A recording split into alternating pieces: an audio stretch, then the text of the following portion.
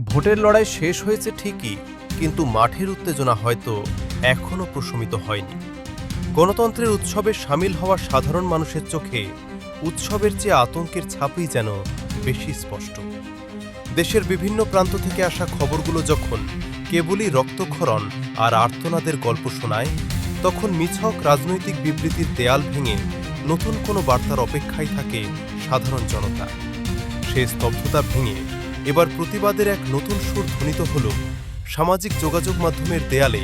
নির্বাচনোত্তর উদ্ভূত পরিস্থিতিতে দেশের বিভিন্ন স্থানে হামলা, ভাঙচুর ও অগ্নিসংযোগের অভিযোগ তুলে এবার রাজপথ পথে প্রতিরোধের ডাক দিয়েছেন বাংলাদেশ জামায়াতে ইসলামীর আমির ডাক্তার শফিকুর রহমান।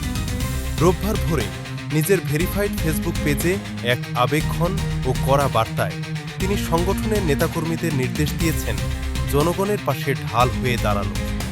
জামায়াত আমির অভিযোগ করেছেন, একটি বিশেষ দলের উচ্ছৃঙ্খল কর্মীরা দেশের বিভিন্ন স্থানে নেতাকর্মীদের উপর চড়াও হয়েছে। সবচেয়ে বেদনাদায়ক হিসেবে তিনি উল্লেখ করেছেন নারীদের উপর শ্লীলতাহানির অভিযোগকে। তিনি স্পষ্টভাবে জানিয়ে দিয়েছেন, কোনো অপশক্তির কাছে মাথা নত করা হবে না।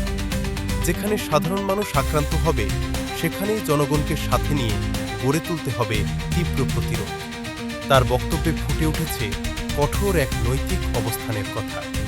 তিনি একে কেবল রাজনৈতিক কর্মসূচি নয়, বরং অভিহিত করেছেন মানবতা ও সৃষ্টিকর্তার প্রতি ভালোবাসার দাবি হিসেবে।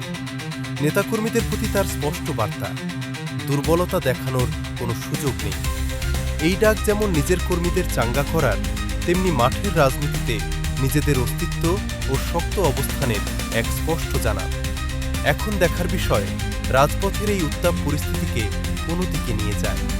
Desk report, ATN Bangla.